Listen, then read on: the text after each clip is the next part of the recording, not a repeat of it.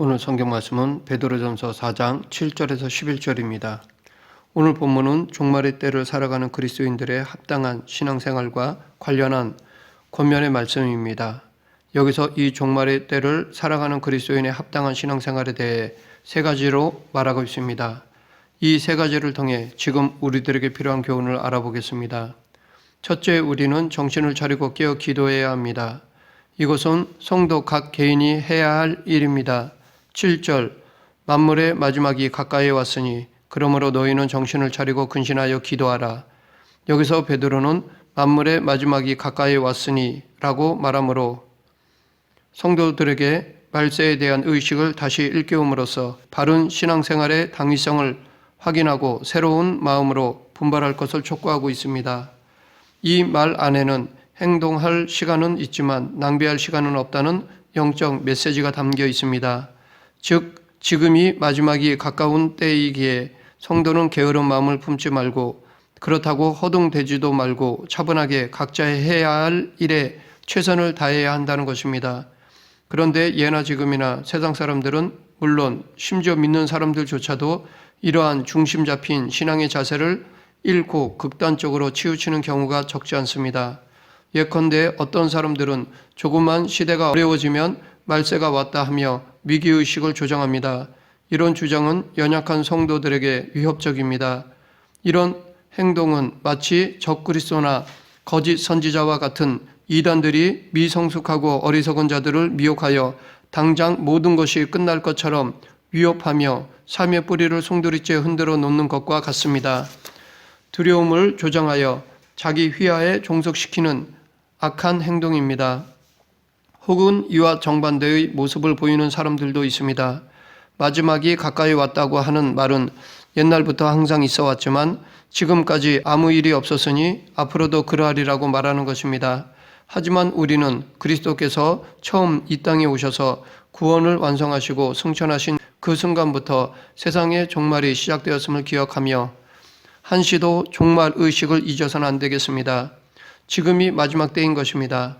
그렇다고 하여 세상의 헛된 자들이 하는 말을 따라 당장 모든 것이 끝날 것처럼 허둥대며 중심을 잃고 갈팡질팡해서도 안 되겠습니다. 우리는 종말론적 삶을 살되 각자가 받은 본분과 사명을 위해 최선을 다하고 날마다 십자가의 길을 걸어가야 하겠습니다.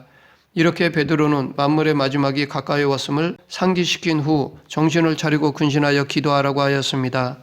이 말 안에는 과거 베드로 자신의 뼈아픈 경험이 담겨 있다고 볼 수 있습니다. 과거 겟세마네에서 깨어 기도해야 할 결정적인 때에 그는 다른 제자들과 함께 잠에 취해 기도하지 않았습니다. 예수님께서 깨어 기도하라고 부탁하셨음에도 불구하고 잠에 취해 기도하지 않았습니다. 이뿐 아니라 대제사장 가야바 앞에서 예수님을 신문하는 자리에서 예수님을 부인하는 엄청난 실수를 범하였습니다. 그렇기 때문에 이후 성령 충만으로 완전히 새 사람이 되고 나서는 기도에 힘쓰므로 어떤 시련이 와도 이겨냈던 것입니다. 이 정신을 차리라는 말은 거라사의 귀신 들렸던 자가 예수님의 치료로 온전케 된 후 제정신이 돌아왔을 때 사용되던 말로서 미친 것과 반대되는 맑은 정신을 의미합니다. 또한 근신하여라는 말 역시 술 취함과 반대되는 것으로 절제하며 깨어있는 정신을 의미합니다. 따라서 본절은 정신이 혼미한 영혼들을 향한 강한 권면인 것입니다. 이 말은 지금 우리들에게도 해당되는 것입니다. 지금 이 세상이야말로 죄로 인해 혼탁하고 무질서한 세상이 되었습니다. 모든 것이 하루가 다르게 변하는데 그 변화는 더더욱 어두움으로 이끌고 있습니다. 그러하기에 지금 이 세상은 그야말로 혼탁한 세상이 된 것입니다. 그래서 마치 과거 노아의 홍수 때나 소돔과 고모라의 시대처럼 모든 사람들이 온통 땅의 것에만 정신이 팔려 다가올 하늘의 심판을 까맣게 잊고 있는 영적 광란의 시대가 되어가고 있습니다. 이러한 때일수록 우리는 더욱 정신을 차리고 근신하며 자신을 올바로 성찰해야 할 것입니다. 우리는 어둡고 혼탁하고 분주한 가운데서도 하나님과 교제하며 말씀과 기도의 시간을 가져야 할 것입니다. 둘째, 우리는 성도 간에 열심히 사랑해야 합니다. 이것은 성도 간에 해야 할 일입니다. 8절 9절 무엇보다도 뜨겁게 서로 사랑할지니 사랑은 허다한 죄를 덮느니라. 서로 대접하기를 원망 없이 하고 베드로는 만물의 마지막이 가까울 때에 성도 간에 최우선으로 해야 할 것은 서로 사랑하는 것이라고 하였습니다. 이것은 곧 항상 서로 사랑하라는 가장 큰 계명이기도 합니다. 예수님의 초림 이후 모든 시간이 마지막 때이기 때문에 그 사랑이 미지근한 자세가 아니라 전력을 다해 뜨겁게 사랑하라고 한 것입니다. 사랑은 최고의 계명이요 성경 말씀의 총체로서 어느 시대를 막론하고 모든 성도에게 주어진 최고의 사명입니다. 이 사명은 우리가 개인적인 종말 때까지 혹은 예수님이 다시 재림하실 때까지 해야 할 것입니다. 사도 바울도 예수님의 재림에 대해 전하였지만 사랑을 최고의 은사라고 하였으며 동시에 자신의 생활과 어려운 이웃을 돕기 위해 오히려 생업에 충실하라고 하였습니다. 이렇게 마지막 때를 준비하는 자세는 자기가 살아가는 삶의 터전에서 믿음을 지키며 말씀을 적용 실천하는 것입니다. 이렇게 사랑을 강조하면서 베드로는 이런 사랑이 허다한 죄를 덮는다라고 하였습니다. 이것은 잠언 10장 12절의 뒷부분을 인용한 듯 한데 여기서 솔로몬은 사랑과 미움을 대조하면서 서로 미워하는 감정을 가지고서 상대를 대하면 다툼밖에 일어나지 않지만 마음의 사랑을 간직한 사람은 상대방의 허물을 덮어주고 용서해 준다고 하였습니다. 베드로는 이 사랑을 마지막 때와 연결시켜 무엇보다도 먼저 사랑할 것을 촉구하였습니다. 그런데 이 말의 의미는 두 가지로 볼 수 있습니다. 먼저 여기서 말하는 허다한 죄를 자신의 죄나 상대방의 죄로 보지 않고 당시 로마 사회에서 일반화되었던 사회적 현상으로서의 죄로 보는 것입니다. 그리고 덮다라는 표현은 사라지게 하다, 지우다라는 의미로 이해하는 것입니다. 당시 로마 사회에서 보편적으로 행하였던 죄들은 주인이 노예를 비인간 취급하는 것, 남자가 여자를 무시하는 것, 고용인이 피고용인에게 임금을 주지 않는 것 등이었습니다.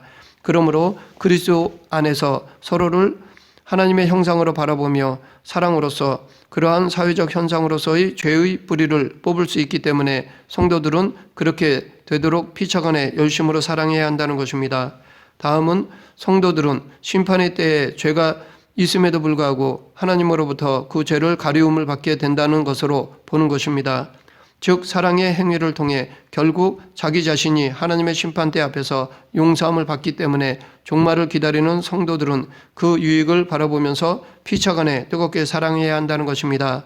혹자는 이 견해를 반대하면서 용서는 하나님의 무조건적인 은총에 있다고 반박할 수 있습니다.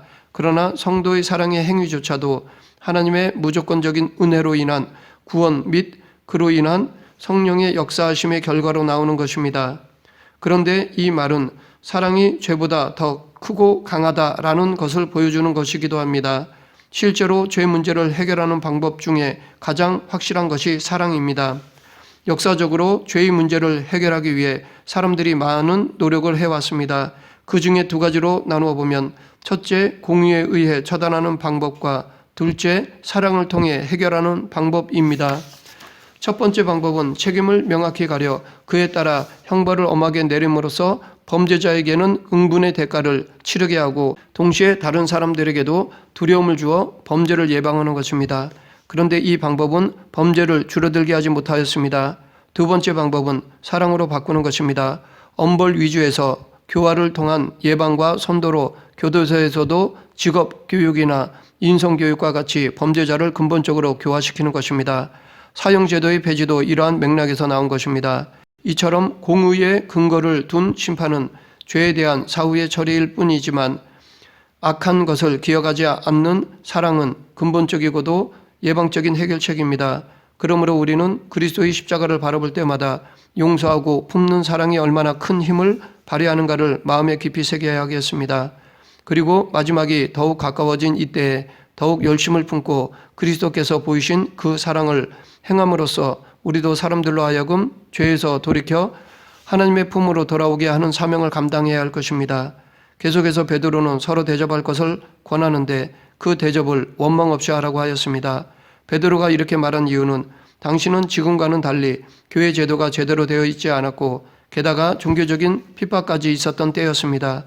그래서 순회 전도자들이나 핍박을 피해 다니던 성도들을 대접하는 교회의 부담이 때로는 과중하여 가끔 여기저기에서 원망과 불평하는 소리가 나왔기 때문입니다.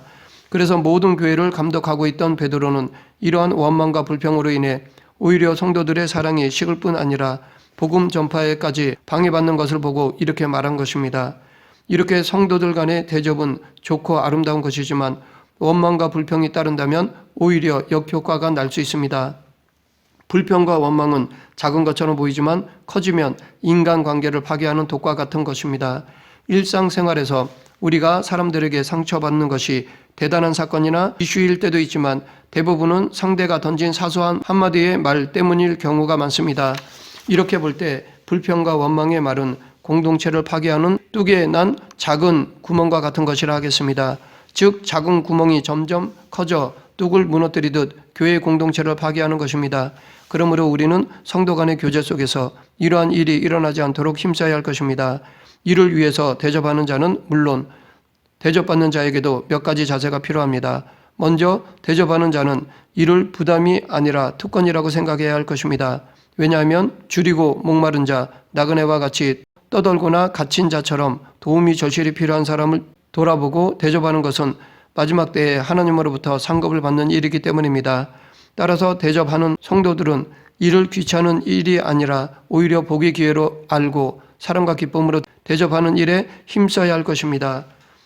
대접받는 자도 겸손과 감사함으로 받되 이와 함께 대접하는 사람에게 최소한의 부담이 되도록 배려하는 마음이 있어야 합니다. 그래서 초대교회의 문서 디다케에는 사도들과 선지자들에게 관해서는 복음의 규정대로 하라. 그리하여 그들이 당신에게 올 때는 주님처럼 영접하라. 그러나 그는 하루 이상 머물면 안 되며 필요한 경우 이틀도 가능하나 사흘 이상 머물며 여기에 더하여 돈까지 요구한다면 그는 거짓 선지자이다 라고까지 기록되어 있습니다. 그러므로 우리도 서로를 대접함에 있어 대접하는 자는 사랑과 기쁨으로 대접하되 대접받는 자 역시 대접하는 자의 부담이 최소가 되도록 세심한 관심과 배려를 해야 할 것입니다. 셋째, 우리는 은사에 따라 청지기적 자세로 일해야 합니다. 이것은 개인적으로나 공동체적으로 해야 할 일입니다. 11절 각각 은사를 받은 대로 하나님의 여러 가지 은혜를 맡은 선한 청지기 같이 서로 봉사하라. 만일 누가 말하려면 하나님의 말씀을 하는 것 같이 하고 누가 봉사하려면 하나님이 공급하시는 힘으로 하는 것 같이 하라. 이는 범사에 예수 그리스도로 말미암아 하나님이 영광을 받으시게 하려 함이니 그에게 영광과 권능이 세세에 무궁하도록 있느니라. 아멘. 여기서 베드로는 자기에게 있는 은사가 무엇이든지 이것을 사용하여 교회와 성도들을 섬기라고 하였습니다. 이것은 오직 소수의 사람만이 교회를 섬길 만한 특별한 은사를 가지고 있는 것이 아니라 모든 성도에게는 하나님께서 주신 은사가 있다는 것입니다. 그런데 성도들 중에는 다른 사람과 비교하여 스스로 남보다 못하다는 생각이 들면 자기는 아무런 은사도 받지 못했다고 생각하는 경향이 있습니다.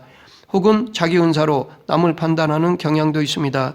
하지만 우리는 자기중심적인 편협하고 짧은 생각으로 하나님의 은혜를 평가해서는 안 됩니다. 우리는 이 땅의 모든 문제는 물론 하나님의 은사도 우리의 관점이 아니라 하나님의 관점에서 보는 자세를 가져야 하겠습니다. 그리고 사람이 버린 돌을 건축자의 모퉁이 돌로 삼으시는 것이 하나님의 깊은 섭리임을 기억하며 오히려 약하고 못난 것일수록 귀한 은사가 될 수 있음을 믿고 우리 가운데 숨겨진 은사를 발견하려는 노력을 해야 합니다. 우리 속에 감추어두신 하나님의 귀한 은사와 달란트를 발견하여 이것으로 교회와 성도들을 섬기고 하나님의 영광도 드러내야 하겠습니다. 또한 여기서 베드로는 하나님이 주시는 은사의 본질과 목적이 무엇인지를 청지기와 봉사라는 단어로 가르쳐주고 있습니다. 청지기는 주인의 재산을 맡아 주인의 뜻대로 관리하는 자를 말합니다.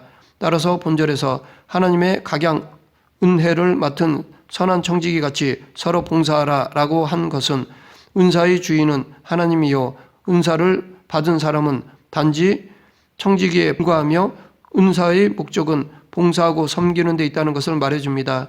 이러한 의미에서 은사는 개인의 소유가 아니라 하나님의 소유요 더 나아가 교회와 성도 전체의 유익을 위한 공동 재산이라고 할 수 있습니다.